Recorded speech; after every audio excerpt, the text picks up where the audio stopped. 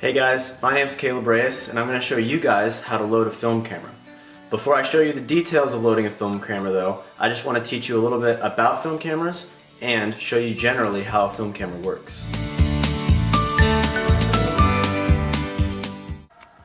So film cameras generally, you can even tell by the look of it, are pretty old school. They're the original cameras.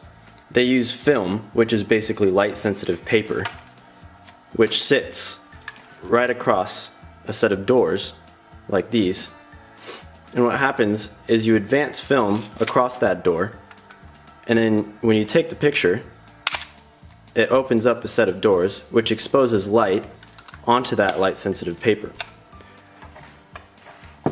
Film cameras have recently been outdated by digital cameras, but still it's becoming a popular trend even in the pop culture of today to shoot with film, because people like the way it looks, people like the feel and the grain that a film camera gives due to the fact that it's shot on film and it doesn't use a digital sensor to capture the image.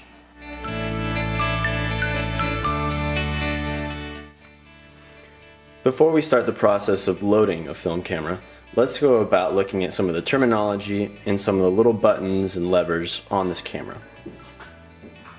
First, we have the film winder.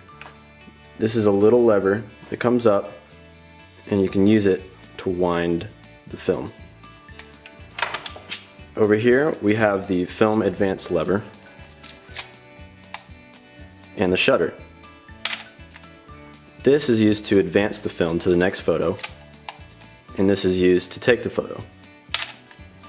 Now, inside the camera, as we saw earlier, we have the door where the shutter opens to make a picture. We have the film compartment, it's this little hole in the left hand side, and we have the spool where the film winds onto.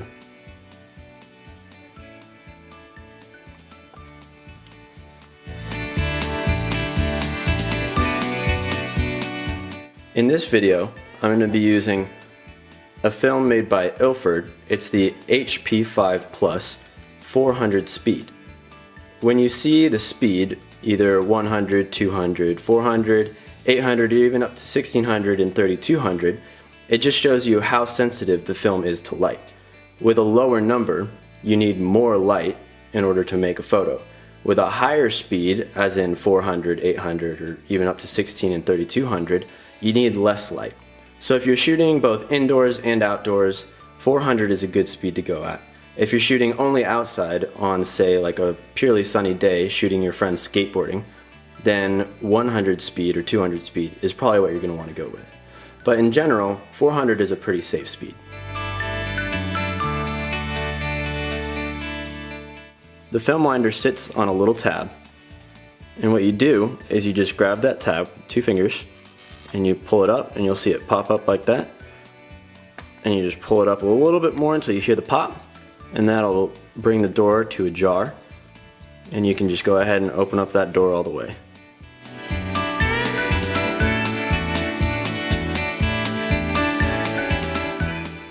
Now, once you have the door all the way open, go ahead and take your camera and set it lens down on a table or in your lap.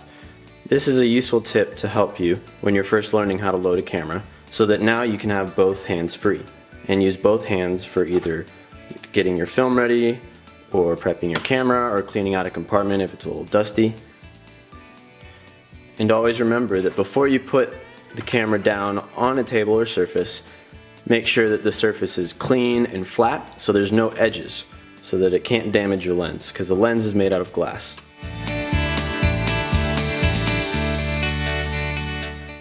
This film compartment has a little slot right here. That slot indicates where and which direction to put your film roll.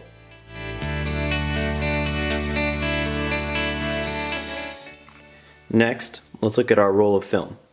You'll notice that the roll on one side has an indent, and the roll on the other side has a protrusion. This protrusion is going to line up with the slot, which we found in our film compartment. Next, let's notice the tail on the film. This is the film. This side is not light sensitive. this side is light sensitive. So this is the side that we're going to face towards the film door, which opens to make an exposure.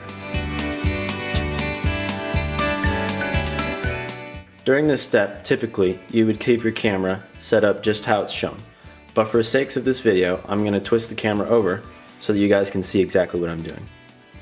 So now, you're going to line up that little protrusion that we found on our roll of film, and we're going to line it up with the slot in the film compartment. Make sure that your film stays on the outside of the film compartment. And now we're just going to go ahead and line up those two slots with the protrusion, and we're going to slide it into place. Now that it's in place, you can take your film winder and go ahead and push it right down into your film roll. If it doesn't go directly into the roll of film, you're going to have to twist your winder clockwise just a tiny bit until it pops into place. Now that we have our roll of film in the film compartment, we're going to go ahead and I'm going to place my left hand over here, my left thumb right on the roll, and now I'm going to take this film tail and I'm going to stretch it out just about camera length.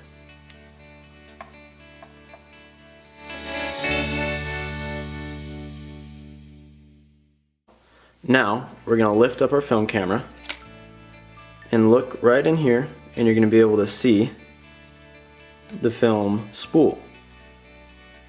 And the film spool, as you can see, has these little slits just like that. What we're going to do is we're going to take our film tail and we're going to push it right into one of these slits.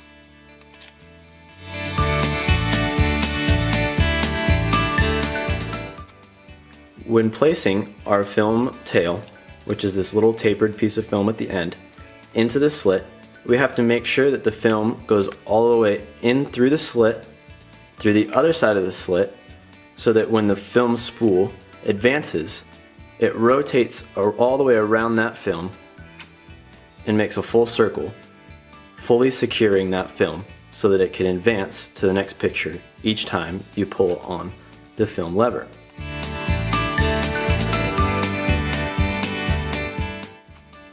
Let's go ahead and put our film tail into one of the slits.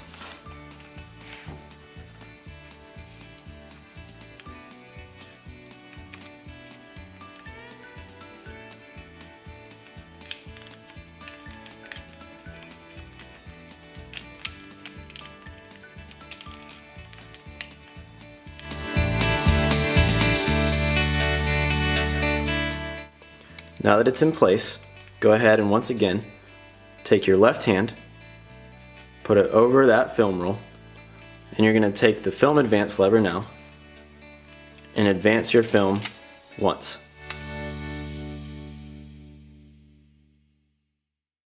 Now that that's done, you can go ahead and press the shutter.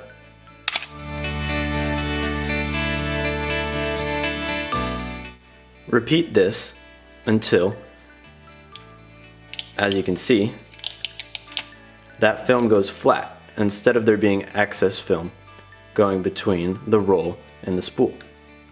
Once you can tell that there's no more excess film going between the roll and the spool, you can go ahead and shut the film door. Once you've shut the door, this is now light tight, which is a term that film photographers use for saying that light will not get to the film and expose it.